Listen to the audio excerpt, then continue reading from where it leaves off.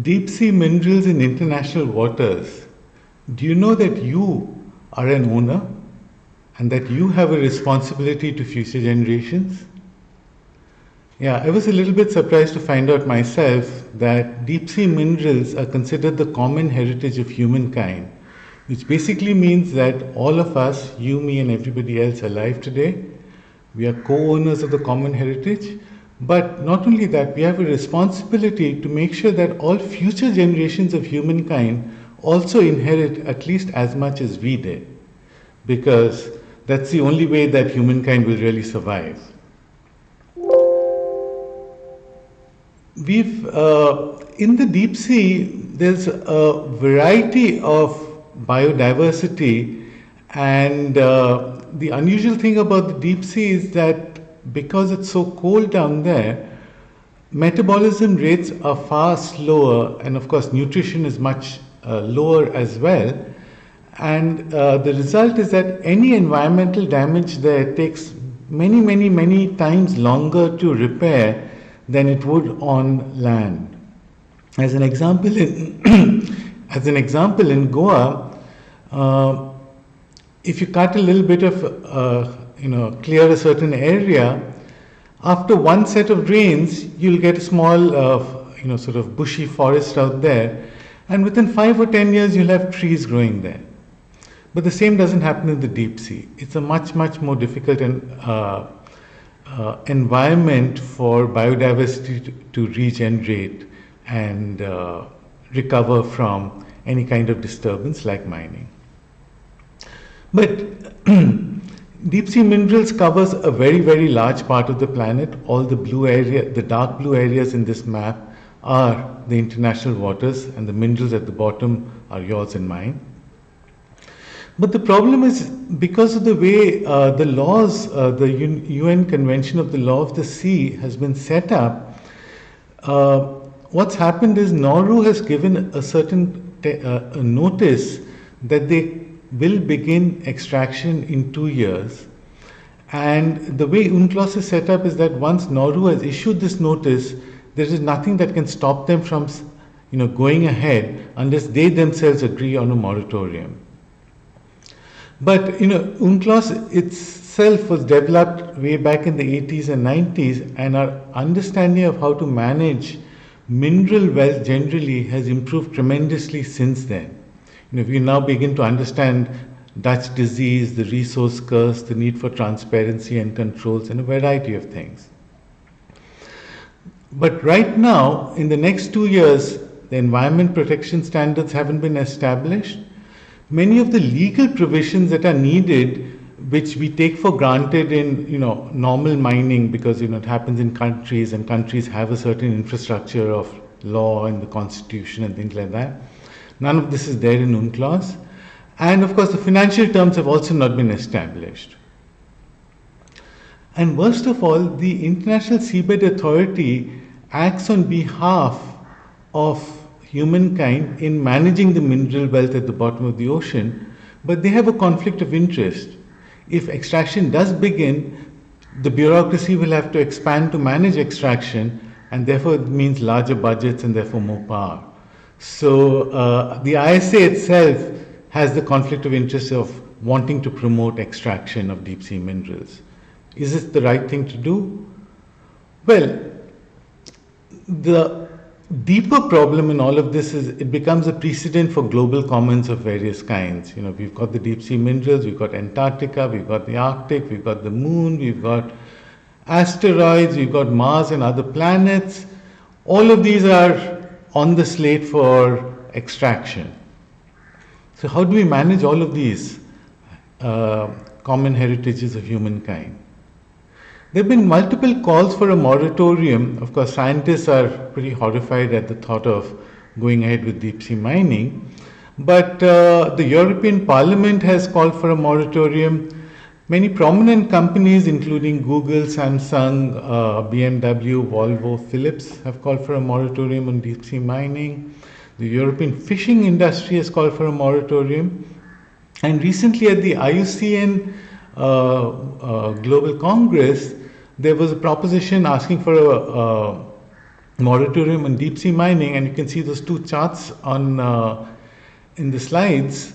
The left hand one shows the voting results by countries, and the right hand one shows the voting results by non-profits and civil society. And you can see in both cases the overwhelming majority have asked for a moratorium on deep sea mining. But if it does go ahead, what do we do? We've developed, I'm Rahul Basu from The Future We Need, a global movement to make intergenerational equity, the intergenerational equity principle foundational for civilization. We've developed 5 principles for fair mining in the deep sea. First, the International Seabed Authority are merely managing the common heritage of humankind, and they must manage it on behalf of humankind today as well as all future generations. Second, since we have inherited the deep sea minerals, we must make sure our children and future generations inherit either the deep sea minerals or their full value. Now, we can of course leave the minerals as is and our children inherit what we did. But if we decide to extract and sell our mineral wealth, we must ensure zero loss in value.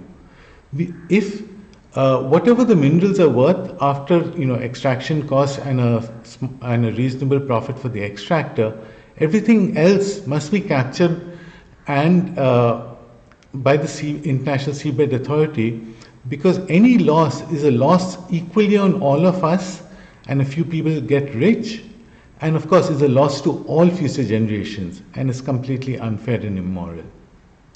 Principle 4. Whatever we receive from selling our minerals, we should save in a global future generations fund invested in a global portfolio of low-cost index tracking funds. And financial theory tells us this is almost impossible to outperform. And principle 5, since we own the minerals, we own the fund created from the minerals, we own the income from the fund distributed equally to everybody as a global commons dividend. Future generations will inherit the fund and the dividend in their turn. This is a very simple diagram that explains, just takes you through the 5 points. What do we think are the likely outcomes? First of all, this will ensure at one level that the deep sea minerals are actually managed for the benefit of humankind. It will also create freedom, justice, and more equality and fraternity. It's moral, ethical, fair, and right, as you can see. It fulfills our duties to future generations. It's in keeping with the Sustainable Development Goals, the Universal Declaration of Human Rights, and there should be positive economic results overall, because, even rich countries like Norway have created funds and they've done well. They haven't squandered the wealth to some extent. But that's not enough. We also need to safeguard the common heritage of humankind. We need certain safeguards as well. So the first set of safeguards really deals with the way the International Seabed Authority looks at the common heritage of humankind. It must look at it effectively as a trustee and the common heritage as the corpus of the trust, and there has to be a fiduciary distance between the two. The International Seabed Authority is only a manager and not the owner of the minerals. As manager and trustee, the International Seabed Authority must provide separate accounting to all of humankind for how the wealth of humankind has been managed. And this should be done, of course, by the standards of the International Public Sector Accounting Standards Board, which should be simple because the ISA already follows the standards for its own accounts. But of course, the environment is a huge issue. If extraction does go ahead, remember we are not necessarily supporting extraction, but if it does go ahead, it must be capped to ensure availability of the mineral as well as the income from the extraction work must be available over multiple generations. Of course, we need protected areas, marine protected areas. We must ensure that multiple operations in the same area are capped so that the overall environmental damage is capped under the precautionary principle. And when there is some damage caused, there is really no way to offset it. So the polluter pay principle must be applied stringently. Those who cause the damage must pay for it. Now, the mineral wealth is clearly one of our largest, one of our huge inheritances in common, and must be treated as wealth. So, if we learn from the financial sector, which also manages great wealth, we need a few obvious things. We need a high security mineral supply chain. We need to see the extractors as effectively, outsourced partners who are converting our mineral wealth into financial wealth. So we must take best practices from outsourcing contracts like, benchmarking, continuous improvement, things like that. We need auditors of all kinds. We need system auditors, concurrent auditors. We need internal audits, external audits, surprise audits, everything. Whistleblower rewards and protection also, because in all of this, what we're trying to do is prevent the theft of the wealth of humankind. One particular aspect we do want to highlight is the need for every single person involved in managing this wealth, involved in the mineral supply chain, must pass fit and proper person tests, and integrity due diligence must be conducted more generally. Because known thieves cannot manage the wealth of humankind. And of course, the people as owners must be, as each one of us should have the information for us to make sure that we have fulfilled our duty to our children and future generations. And this requires radical transparency of every aspect of deep sea mining. Unfortunately, UNCLOS has the exact opposite. There's almost zero transparency. So this is a huge problem. So in summary, we need a moratorium. We have little idea what's down there, whether the minerals, the biodiversity, or what damage and what it will take to repair the damage that extraction will cause. So if we go ahead with extraction, we will almost certainly suffer a loss, and that is unacceptable in managing the commonwealth of humankind. So on behalf of humankind, as its manager, the International Seabed Authority must demand a moratorium on seabed mining until we know more. Let us be the generation that changes the planet, not the one that consumes it. We have a little petition that you can sign. The link is out here. And do join us in trying to safeguard our common heritage. Thank you.